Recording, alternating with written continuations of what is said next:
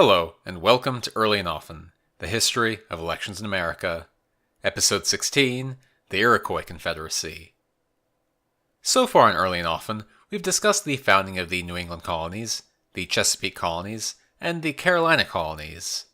Other than Georgia, which was created at a much later date, that just leaves one big piece of the puzzle, the Middle colonies. That is, those colonies in between the Chesapeake and New England, New York, New Jersey, Pennsylvania, and Delaware. The Middle colonies were first settled not by the English but by the Dutch, who called the region New Netherland. The English conquered New Netherland in 1664, at the start of the Second Anglo-Dutch War, and integrated it into their empire. That will be the subject of the next two episodes, but today I'd like to go back even further than that, to discuss the Iroquois Confederacy, which was the foremost political power in what would become the Middle colonies during the centuries before the arrival of Europeans.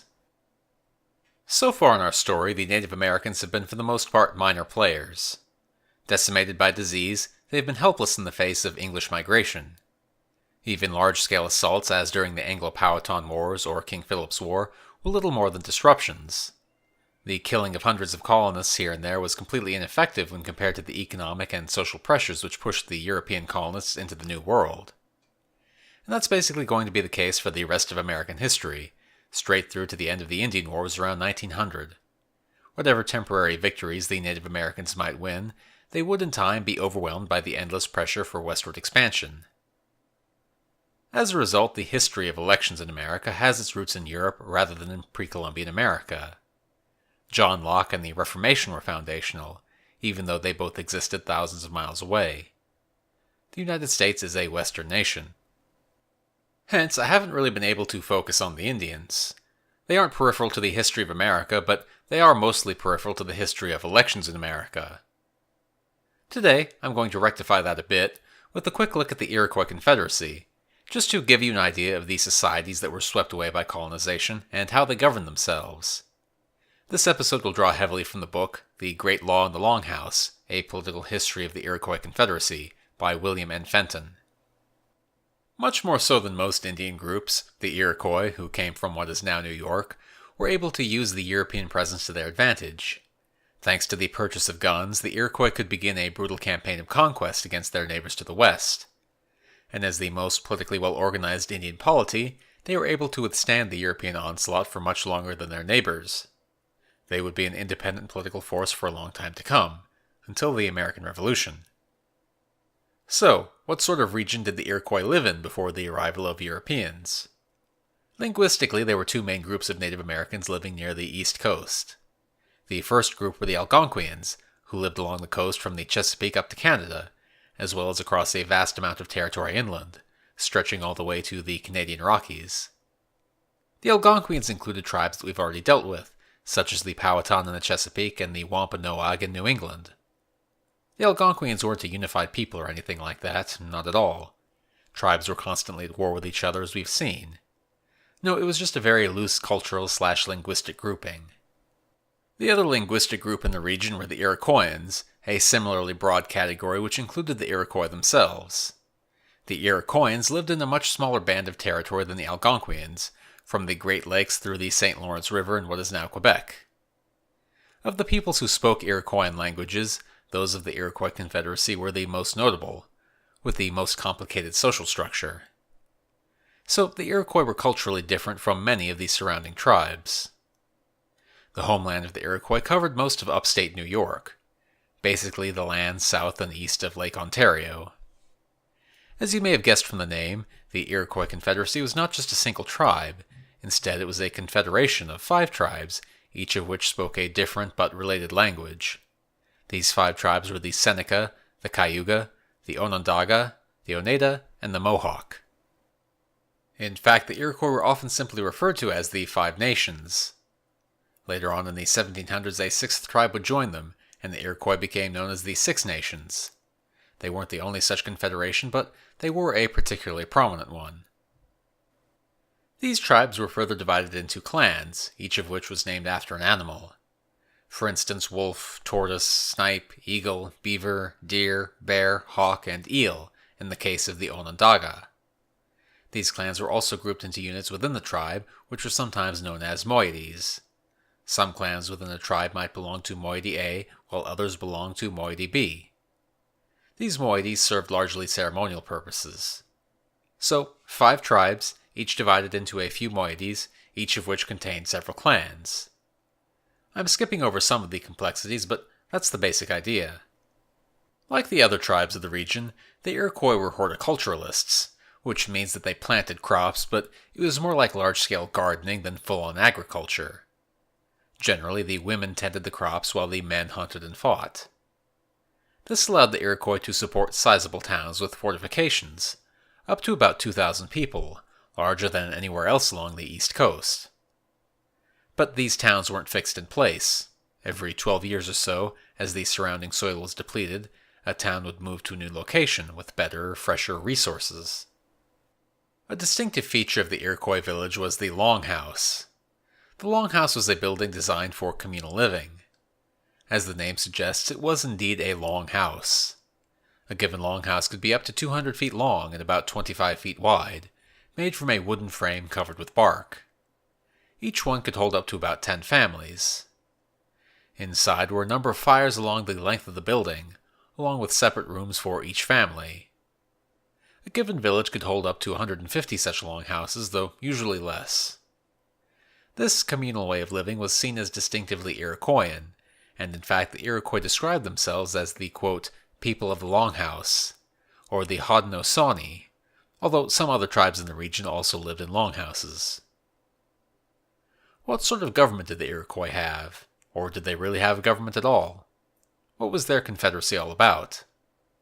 Well, to answer those questions, we have to understand the origin myth of the Iroquois Confederacy. This is the story of the peacemaker. It's an Iroquois tradition of somewhat uncertain historicity and dating, and with multiple, somewhat differing versions. The tradition presumably has some basis in reality, but since the Iroquois were an oral culture, we don't have records to pin down the facts. And nor can we be certain of when the actual events may have happened. The best guesses of historians vary by centuries. It certainly occurred before proper contact with the Europeans, although perhaps not before Columbus. If so, then the Confederacy would have been only a few generations old in the 1600s.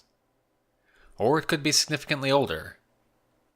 In any case, the story begins with the virgin birth of the prophet Daganoweda, the great peacemaker. In some versions of the story, Daganoweda was born to the Huron, one of the peoples to the north of Lake Ontario, but he later traveled south to the Iroquois.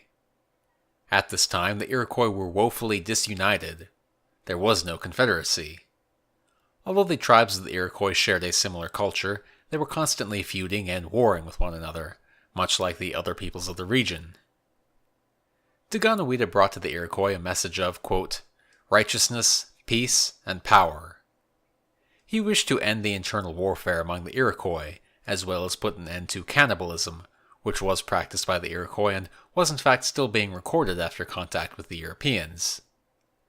His plan was essentially to create a confederacy, to bind all the people under a single great law. To this end, he traveled around the lands of the Iroquois, performing miracles and winning converts. He even won over an evil wizard with snakes for hair and turtle claws for hands. Another convert was a Mohawk chieftain known in English as Hiawatha. When Hiawatha's family was killed with sorcery, he fell into a Great Depression and withdrew from society, wandering through the wilderness for a time. Daganoweda consoled Hiawatha and won his allegiance. Together, over time, they gained the acceptance of all the chiefs of the Iroquois. The Iroquois Confederacy was thus formed and the Great Law put in place to regulate its operations. His job done, the peacemaker departed, perhaps to the heavens. So what sort of society was it that Daganoweda supposedly founded? Well, the Confederacy was not exactly a state, at least not in the European sense. It was more of an alliance or a peacekeeping organization. There was no taxation and no administration. Nor was there any formal way to coerce compliance with its decisions. Instead of the state as a distinct entity, the Confederacy was more an enlargement of pre-existing family ties and tribal ties.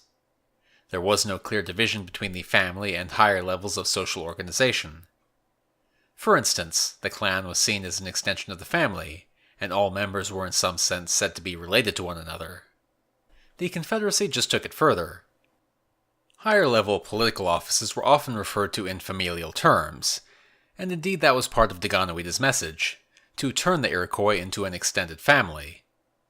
The Confederacy was not ruled by law so much as by kinship and by ritual. As a result, power came from the bottom up, from families who were part of clans, which were part of tribes, which were part of the Confederacy. The Confederacy couldn't exist without those lower levels, any more than an extended family can exist without nuclear families. To keep the peace within the Iroquois as a whole, there was a grand council of 50 chiefs from the various villages, who supposedly came from the same lineages as the original 50 chiefs who formed the Confederacy. Sometime after European contact, it began meeting annually. How things were done before then is harder to say. The Grand Council wasn't legalistic. It could make decisions, but it didn't really pass laws or anything like that. Rather, peacekeeping was controlled through rituals, such as the condolence councils, in which, according to Fenton, quote, dead chiefs are mourned and successors requickened in the titles of the founders, so that the league may endure. Another such ritual was that the council spent a whole day reciting the laws laid down by Daganoweda, before moving on to discuss the matters at hand. Through these rituals and through the exchange of gifts, disagreements could be smoothed over, and a consensus could be reached on important issues. Decision-making was meant to be unanimous. If something couldn't be agreed upon by all the leaders, it didn't happen. And if one person or a village disagreed, they could just go their own way. This way of doing things has been described as, quote, powerless politics, since none of the leaders had formal power over anyone else. And in fact, there were specific procedures in place for lower status Iroquois to remonstrate with their superiors, to put them back on the right path, or to remove them if necessary. So these chiefs hardly had unlimited authority. Rather than being subordinate to the Confederacy, each village was semi-independent, with its own leadership. According to Fenton, quote, an ad hoc village council of ranking clan chiefs, elders, and wise men made local policy. There were two sorts of chiefs, peace chiefs and war chiefs. As you may have guessed, the peace chiefs were in charge of civil affairs, negotiating treaties and things like that, while the war chiefs led war parties, though sometimes individuals could serve in both roles. How were these chiefs chosen? Well, that was somewhat in the hands of Iroquois women. You see, Iroquois society was matrilineal, which meant that a child belonged to their mother's family rather than their father's.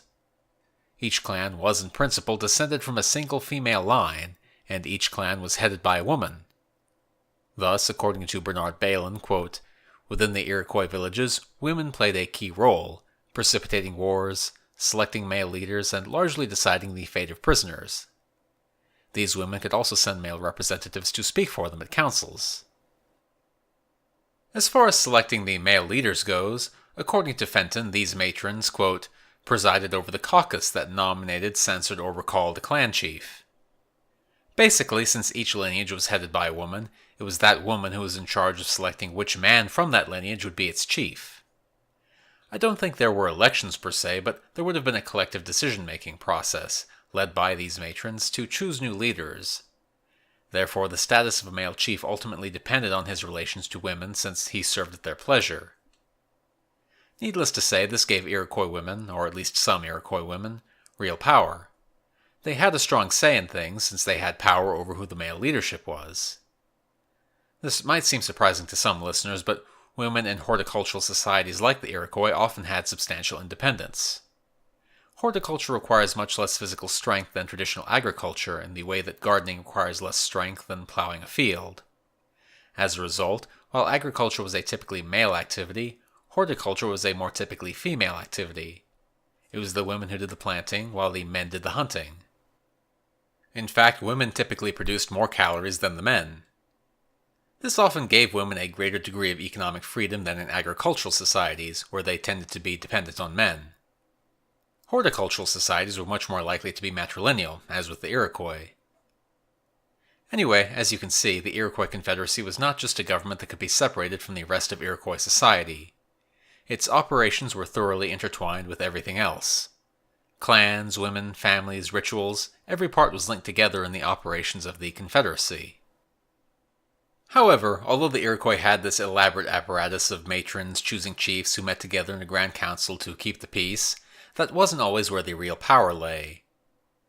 Although the council had a great deal of symbolic force, there were often leaders who came from outside it, especially as time went on and the Iroquois came under more and more pressure from Europeans.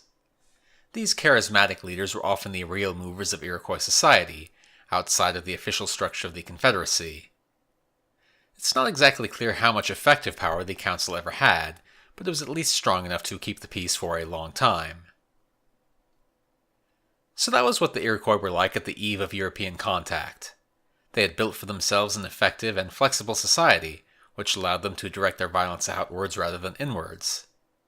That effectiveness would prove devastating to their neighbors, just as soon as Westerners gave them the motive and the means for further expansion. Europeans first became aware of the Iroquois in 1603. The Frenchman, Samuel de Champlain, was exploring the region around the St. Lawrence River and the Great Lakes, which was as yet uncharted. He was staying with the Algonquin, a tribe that lived to the north of the Iroquois and which was hostile to them. While with the Algonquin, he witnessed a dance celebrating a recent victory over the Iroquois. A few years after that, Champlain participated in several Algonquin raids against the Iroquois, assisting them with European guns and taking an arrow to the knee for his troubles. The arrival of Europeans to the Great Lakes proved hugely disruptive. It wasn't so much the Europeans themselves, there were very few Westerners in the area for a long time to come, it was what the Europeans brought with them. Most obviously Old World diseases, which hit the Iroquois as hard as it hit all the other native groups. Estimates vary, but by the mid-1600s the population of the Iroquois may have dropped to some 10,000. That equaled a force of about 2,000 fighting men. By the end of the century, there was a further 50% decline on top of that. Apart from disease, the other thing that Europeans brought with them was trade. As soon as they encountered Western goods, Native Americans began to desire them. Guns could help in hunting, metal tools could help with construction, and so on. And of course, the Europeans wanted beaver furs. This created a new flow of goods across the North American continent, even to places that Europeans hadn't reached yet. In West Africa, the sudden new demand from Westerners for slaves had thrown the region into turmoil as more and more people rushed to increase the supply, and something similar was happening in America as well, as tribes fought to control this newly lucrative trade and began to neglect their farming. The profits from the trade were so great that everything else was overshadowed by it. The eastern Great Lakes region was soon divided into two spheres of influence. In the north you had the French, who continued colonizing the region after Champlain. The French were therefore allied with the various tribes of the north, the Algonquin, the Huron, and so on, who were generally hostile to the Iroquois. In the south you had the Dutch, who began colonizing New Netherland in the 1620s, and later the English. They were naturally friendlier to the Iroquois. Both sides used these tribes as proxies to fight the other, taking advantage of pre-existing rivalries. Warfare was a part of this trade from the start, but at first it was relatively small scale, just an extension of the battles that had been ongoing since well before the Europeans got there.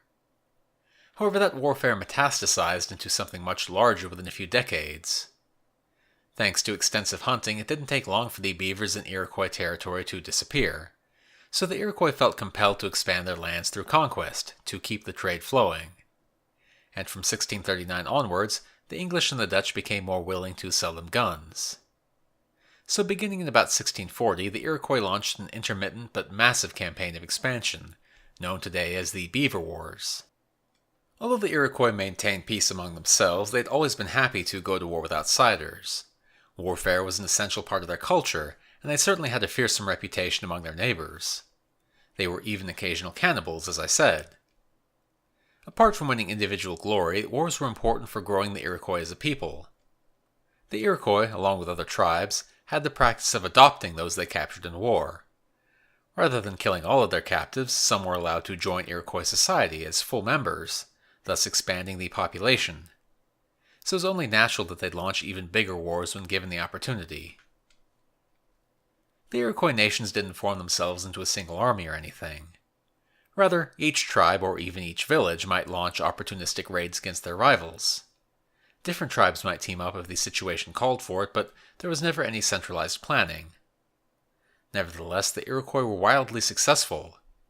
By the end of the 1640s, they had destroyed the Huron, their great rivals, and taken thousands of prisoners. Having smashed the powers to the north of them, they then turned west, moving into the Ohio Valley. Tribe after tribe was conquered or made to flee, or simply adopted into the Iroquois by force. This massive expansion put a lot of pressure on the League. The tribes, particularly the Mohawk, were operating on their own, without consulting anyone else. The nations were sometimes at odds with each other, but the alliance nevertheless held, although that just meant that the Iroquois didn't go to war with each other, not that they were actively cooperative. Within a few decades, the Iroquois extended their reach as far west as the Mississippi, some 700 miles away from their homeland. They were in the modern states of Pennsylvania, Maryland, Virginia, West Virginia, Kentucky, Ohio, Michigan, Indiana, and Illinois, as well as part of Ontario and Canada. But although they had conquered this territory, they never really fully controlled it. For one thing, their population continued to shrink thanks to further epidemics of smallpox and general losses from warfare, as well as Christian converts leaving the Confederacy. Although they had incorporated large numbers of conquered tribes into their system, a majority of the Iroquois were now recently adopted, even that wasn't enough to grow their population. So with a shrinking number of warriors, there was just no way that they were going to be able to hold on to such vast new lands. And they came under increasing pressure from the French. The Iroquois had been attacking and defeating their allies after all, and thus weakening the French position in the region. In the 1660s, the French finally responded by sending 1,100 soldiers to the region. They inflicted a major defeat on the Mohawk and put the Iroquois on the defensive. The French were more successful against the Iroquois than the other Indians were, and as a result, the Iroquois suffered heavy losses going forward. So even as the Iroquois continued to expand their lands, they were weakening internally. As soon as the expansion was over, they began a decades-long process of decline. From 1701 onwards, they began ceding portions of their conquests to the English and gradually retreating back into their original homeland. The tribes that had been displaced by the Beaver Wars gradually returned. So that takes Iroquois history up through the end of the 17th century. The Iroquois will pop up again in our main narrative from time to time, but let me give a quick summary of the future just to wrap this up. The power of the Iroquois continued to wane across the next century. A tribe related to the Iroquois living in North Carolina, the Tuscarora, migrated north, and in 1722 they joined the Confederacy, becoming the 6th Iroquois nation. But nothing was enough to make up for their ongoing losses. And although their enemies, the French, were completely forced off of the continent in the 1760s by their allies, the British, that didn't really benefit the Iroquois. They were losing land and prestige regardless. The decline in population meant that the Grand Council could no longer function properly, since there were too few men from the right lineages to fill the seats. As a result, the council became largely symbolic. The American Revolution proved fatal to the Confederacy. Pressed on both sides by the British and the rebellious colonists, the Iroquois had no choice but to take sides. Most of the nations of the Iroquois sided with the British, but the Oneida and Tuscarora sided with the Patriots. This dramatic split within the Iroquois themselves destroyed the Confederacy as any sort of an independent force. After the war, many Iroquois moved into Canada, while others moved out west to escape further European encroachment. Within a few decades, most of the Iroquois homeland was lost. It was around this time that another spiritual leader arose, in the mold of Daganoweda. This new leader, Handsome Lake, was a social reformer and a revitalizer. He was partly inspired by the example of Christianity. This was also around the same time as the religious revival of the Second Great Awakening, but his message was for the Iroquois. He spoke against social ills like drinking and spousal abuse, and his preaching helped the Iroquois preserve some of their cultural independence at least. But politically, they were nevertheless spent. That wasn't the end of the Iroquois, of course. There are still tens of thousands of Iroquois around today, and their culture has been maintained. But I'll end here, since this is just a political history podcast. The forms of Iroquois government have continued. The Grand Council still exists, for instance, but there was no longer a connection to the sort of real sovereign power that we're concerned with here. Divided between the United States and Canada, and split between multiple reservations, the Iroquois had been subjugated. So that was, in brief, the story of the Iroquois. They fought on for longer than most, but in the end they were just as overwhelmed by the West as every other Indian tribe. Did then the Iroquois have much of a legacy in the United States, or was that swallowed up as well? Some scholars have argued that the Iroquois Confederacy was an inspiration to American independence. Certainly the founders of the United States were aware of the Iroquois as a model. In 1750, Benjamin Franklin wrote, quote, "It would be a very strange thing if 6 nations of ignorant savages should be capable of forming a scheme for such an union, and yet that a like union should be impracticable for 10 or a dozen English colonies." In the 1740s, an Iroquois leader said to a meeting of several of the colonies, quote, "We heartily recommend union and a good agreement between you, our brethren. Never disagree, but preserve a strict friendship for one another, and thereby you, as well as we, will become the stronger." Iroquois representatives even spoke at the Continental Congress in the run-up to the War of Independence. So the colonists were well aware of the Iroquois Confederacy as a model, although it was only one model among many. They were also thinking about the New England Confederation, for instance, along with many other European examples from ancient Greece onwards. Stronger claims that the Articles of Confederation or even the Constitution were in some sense based on the Iroquois Confederacy are rather more dubious. After all, the clan-based system of the Iroquois was in fact vastly different from what emerged in the United States, which was pretty clearly an outgrowth of English norms infused with Enlightenment ideals. Nor were the American founders particularly familiar with the internal workings of the Iroquois. It was something they knew about secondhand. If there was inspiration, it was indirect and general, rather than for anything specific. The two peoples were just too different. Next episode will continue the prehistory of the Middle Colonies, with a look at the Dutch settlement of New Netherland, which laid the groundwork for the commercial metropolis of New York City. So join me next time on Early and Often, the history of elections in America. If you like the podcast, please rate it on iTunes. You can also keep track of Early and Often on Twitter at EarlyOftenPod, or read transcripts of every episode of the blog at earlyandoftenpodcast.wordpress.com. Thanks for listening.